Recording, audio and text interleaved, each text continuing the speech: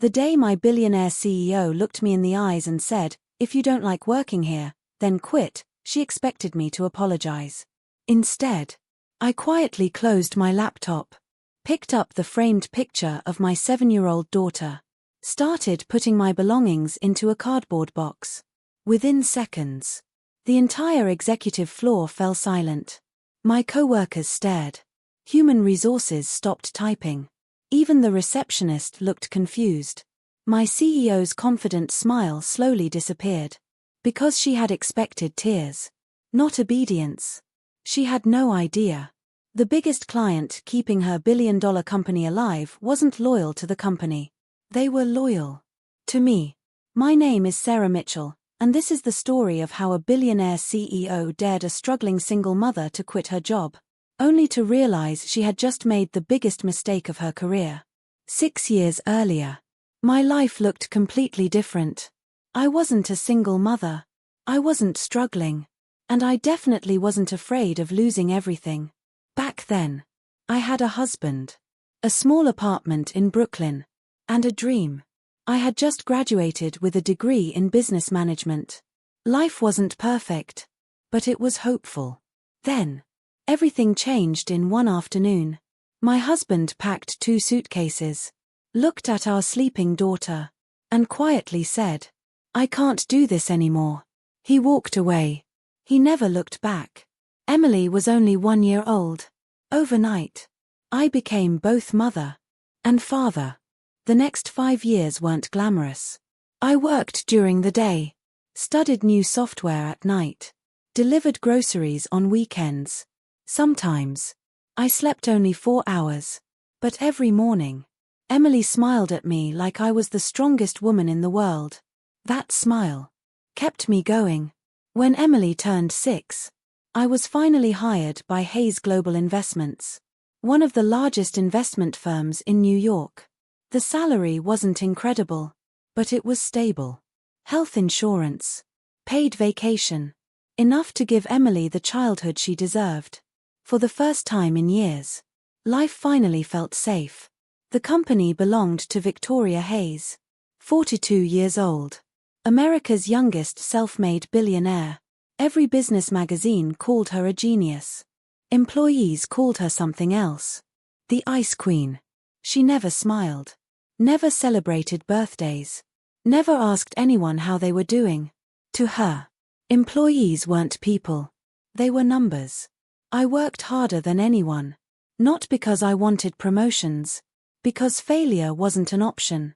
Every client meeting, every report, every presentation had my name on it. Within 3 years, I became Senior Client Relations Manager. Quietly, without politics, without stepping on anyone. Clients trusted me. They called me directly. Many renewed contracts simply because they knew I'd answer the phone. I never realized that loyalty would become my greatest weapon. One client changed everything. Kingston Capital, a private investment group worth nearly $12 billion. Landing them had taken almost 2 years. Maintaining the relationship was my responsibility. I flew across the country, missed birthdays, cancelled vacations, attended emergency meetings at midnight. Not because anyone forced me, because I believed loyalty mattered. Eventually, the chairman of Kingston Capital told me something I'd never forget. "Sarah, if you ever leave this company, call me first." I laughed. I'm not planning to leave. Neither of us knew how quickly plans can change. 3 weeks before Christmas, rumors began spreading through the office. Budget cuts, layoffs, executive restructuring. Nobody knew what was happening. Then, Victoria announced an emergency meeting. Every employee gathered inside the auditorium. She stood confidently on stage. Perfect black suit, diamond earrings, designer heels. She smiled. "Our profits increased 23% this year." Everyone applauded. Then she added, "Unfortunately, we must reduce unnecessary costs." The applause stopped immediately. Over the next hour, she announced dozens of layoffs. Entire departments disappeared. Employees who had worked there 20 years. Gone. People cried. Security escorted them out. Victoria never changed her expression. After the meeting, my best friend Lisa whispered, "This doesn't feel right." I nodded. It isn't. For the first time, the office felt cold. Not because of winter. Because fear had replaced trust. Christmas Eve arrived. Everyone hoped the worst was over. The office looked beautiful. Golden lights. Christmas trees. Holiday music. Someone brought homemade cookies. For a few hours, people smiled again. At exactly 4:55 p.m., my assistant hurried toward my desk. "Sarah, the CEO wants you." I frowned. "Now?" She nodded. Immediately. Victoria's office overlooked Manhattan. Floor-to-ceiling windows. White marble floors. Modern artwork worth more than my apartment. She didn't invite me to sit. Instead, she slid a folder across the desk. "I've reviewed your department." I smiled politely. "Is something wrong?" She folded her hands. "I think you've become too emotionally attached to clients." I blinked. "I'm sorry." She continued calmly. "This company doesn't need relationships. It needs efficiency." I couldn't believe what I was hearing. Our biggest clients stay because of those relationships. She leaned back. "No. They stay because of our reputation." I quietly answered. Respectfully. "That's not true." For the first time. She looked annoyed.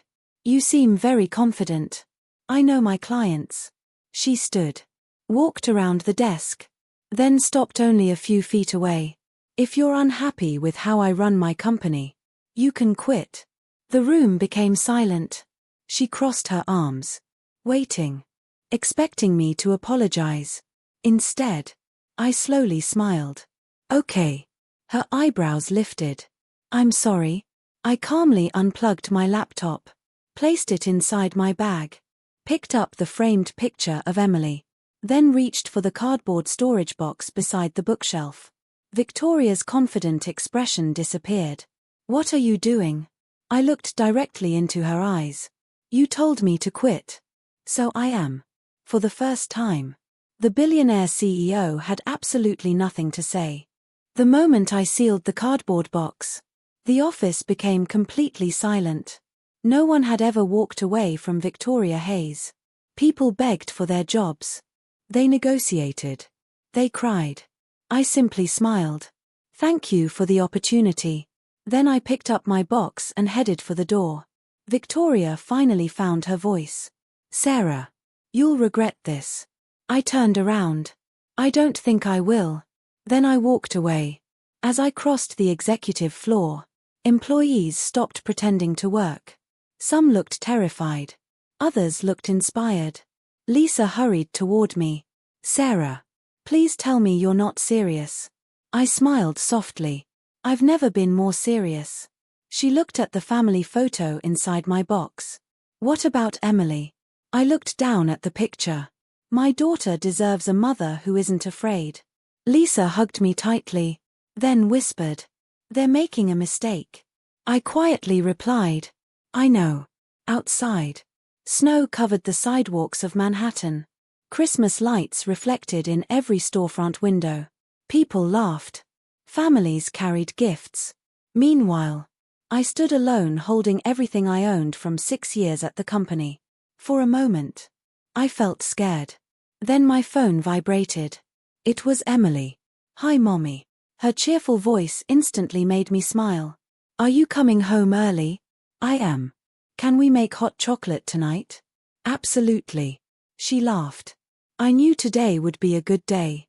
Children have a strange way of giving hope. Without even knowing it. After hanging up, I sat inside my car for several minutes. Thinking. Then I remembered something. A sentence Kingston Capital's chairman had told me months earlier. "If you ever leave, call me first." I took a deep breath. And dialed his number. He answered on the second ring. "Sarah. Merry Christmas." "Merry Christmas, Mr. Kingston." He immediately noticed something. You sound different. I resigned today. There was complete silence. Then, what happened? I'll explain later. Another pause. Then he quietly asked, are you available for lunch tomorrow? I think so. Good. Don't accept another job until we talk. Before hanging up, he added one final sentence. And Sarah, you've always been the reason we stayed. Back at Hayes Global, Victoria was celebrating. She poured herself a glass of champagne. Her chief financial officer smiled. One less high salary on payroll. Victoria nodded. Sometimes leaders have to make difficult decisions. Just then, her assistant rushed into the office. Kingston Capital is on line 1. Victoria smiled confidently. Perfect timing. She answered immediately. Mr. Kingston, Merry Christmas. His voice was calm. Merry Christmas. I've heard Sarah Mitchell resigned. Victoria leaned back. Yes. We're restructuring. There was a brief silence. Then he calmly replied. So are we. She frowned. What do you mean? Our board has decided. If Sarah isn't managing our account, we'll be transferring our portfolio elsewhere. Victoria laughed nervously. I'm sure we can assign another manager. No. You misunderstand. We're not leaving Sarah. We're leaving your company. Click. The line went dead. Victoria stared at the phone, unable to speak. Within 30 minutes, the emergency board meeting began. The CFO looked pale. Kingston Capital represents nearly 28% of our annual revenue. Another director added, if they leave, our stock price will collapse. Victoria remained calm. They're bluffing. The legal advisor quietly shook his head. They've already requested their transfer documents. The room fell silent. One director looked directly at Victoria. You fired the one employee they trusted. She answered defensively. I didn't fire her. I suggested she resign. Another director sighed. That's even worse. Meanwhile, Christmas morning arrived. Emily woke me before sunrise. Mom, Santa came. We spent the morning opening inexpensive gifts. Coloring books. A stuffed bear. Warm pajamas. Nothing expensive. But everything meaningful. For the first time in years. I wasn't checking work emails. I wasn't answering emergency calls. I was simply, Mom. Around noon, my phone rang again. Mr. Kingston. Sarah. We're waiting for you. I looked confused. Waiting where? Our headquarters. I drove downtown. When I arrived, every executive was already seated. The chairman stood, walked across the room, then shook my hand. I've been hoping this day would come. He introduced me to the board. Ladies and gentlemen, this is Sarah Mitchell, the woman responsible for every successful partnership we've had with Hayes Global. Everyone applauded. I felt overwhelmed. The chairman smiled. We have a proposal. He slid a folder toward me. Inside was an employment contract. Executive Vice President of Client Relations. Salary: 3 times my previous income. Stock options. A company car. Private health insurance. Flexible hours. And something else. Remote work every Friday. So you can spend more time with Emily. I looked up. How did you know about my daughter? He smiled. You talk about her in every meeting. It reminds us why good people work so hard. I couldn't stop the tears. After years of feeling invisible, someone had finally noticed. The following Monday, financial news exploded. Kingston Capital ends partnership with Hayes Global. Stock prices fell. Investors panicked. Reporters surrounded Victoria outside headquarters. Is it true your biggest client left because of one employee? She refused to answer. Inside, the board wasn't as quiet.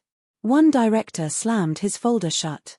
This cost us hundreds of millions. Another spoke firmly. You let your ego make business decisions. Victoria looked exhausted. For the first time. She had no response. Then, her assistant entered. You have one more visitor. Victoria sighed. Who? The assistant swallowed nervously. Sarah Mitchell. Victoria slowly looked toward the conference room door. And froze. Victoria Hayes stared at the conference room door. Her assistant slowly opened it. I walked inside. Not carrying a cardboard box this time. I wore a navy blue business suit. My employee badge from Kingston Capital rested neatly on my blazer. The board members immediately recognized me. Victoria remained seated. For the first time since I'd known her. She looked nervous. She forced a smile. Sarah. I wasn't expecting to see you. I smiled politely. I know. You expected me to disappear. Silence filled the room. One board member stood and offered me a chair. Victoria noticed. It was the first time anyone had interrupted her authority. The chairman of the board spoke first. Ms. Mitchell. We understand Kingston Capital requested this meeting. I nodded. Yes. I was asked to deliver a proposal. I placed a leather folder on the table. Nobody touched it. Victoria finally asked. What is it?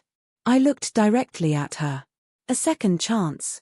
The board members exchanged confused looks. I continued. Kingston Capital doesn't want Hayes Global to fail. We simply refuse to work with leaders who believe people are disposable. The chairman slowly opened the folder. Inside, there was a new partnership agreement. Worth $1.8 billion. The room became silent. One director whispered.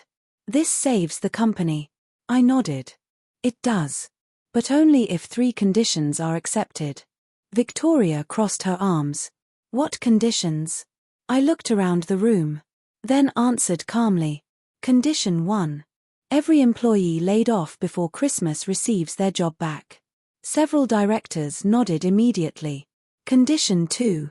Every employee receives the Christmas bonus that was cancelled. Again. No objections. Then I reached the final page. Condition 3. The CEO who created this crisis must resign. The room froze. Victoria slowly stood. You can't be serious. I calmly replied. I am. She laughed nervously. You think you can walk in here and remove me from my own company? One elderly board member quietly answered before I could. No. We can. He slowly stood, looking directly at Victoria. We've already called for an emergency vote. Victoria's confidence disappeared. She looked from one director to another, searching for support. Nobody spoke. Nobody defended her. The chairman cleared his throat. All those in favor of removing Victoria Hayes as CEO. One by one. Hands went up. 5, 7, 9. Every single director voted yes. Except Victoria. The chairman quietly closed his notebook. The motion passes. As of this moment, you are no longer Chief Executive Officer. Victoria didn't argue. She simply stared out the window, watching snow fall over Manhattan. For the first time in her life, money couldn't fix her mistake. She slowly picked up her handbag, walked toward the door, then stopped beside me. Without looking into my eyes, she whispered, I underestimated you. I smiled gently. No. You underestimated kindness. She lowered her head, then quietly walked away. Over the next several weeks, Hayes Global changed. The board hired a new CEO, a woman named Rebecca Lawson. Unlike Victoria, Rebecca spent her first day walking through every department, learning names, listening instead of talking. The first announcement she made wasn't about profits. It was about people. Every employee returned. Every Christmas bonus was paid. Healthcare benefits were restored. For the first time in years, employees smiled again. As for me, I officially joined Kingston Capital. My new office overlooked Central Park. But the best part wasn't the view. It was the schedule. Every Friday, I left work at 3 o'clock. exactly in time to pick up Emily from school. One afternoon, she climbed into the car holding a drawing. It showed the two of us, standing together. Above our heads, she had written 5 simple words. My mom never gives up. I looked at the picture, then quietly wiped away a tear. Because after everything we'd been through, that drawing meant more than every paycheck I'd ever earned. 3 months later, I received an unexpected email. The sender, Victoria Hayes.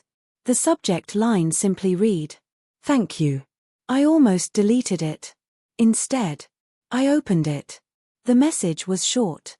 Sarah, losing my position forced me to see something I ignored for years. Companies don't become successful because one person is brilliant. They become successful because hundreds of ordinary people do extraordinary work every day. I forgot that. You reminded me. Thank you. There was no request. No excuse. Only honesty. For the first time, I believed she meant it. 6 months later, Victoria accepted a teaching position at a small business school. She no longer managed billions. Instead, she taught young entrepreneurs. Her very first lecture ended with a sentence that made national business news.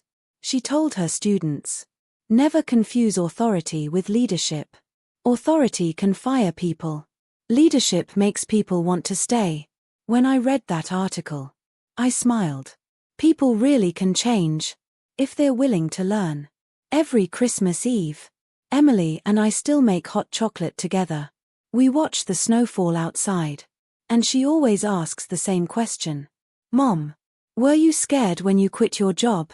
I always give her the same answer. "Yes. I was terrified." She looks surprised every time. "But you still did it." I nod. Courage isn't the absence of fear. It's choosing to do what's right, even when you're afraid. She smiles, then hugs me tightly. People often think success is getting the biggest office, the highest salary, or the fanciest title. I learned something different. Real success is having the courage to walk away from a place that no longer respects your worth. Because the right opportunities never begin until you stop settling for the wrong ones. And sometimes, the most powerful word you'll ever say is one simple word. Okay. Because the moment I agreed to quit, I didn't lose my future. I found it.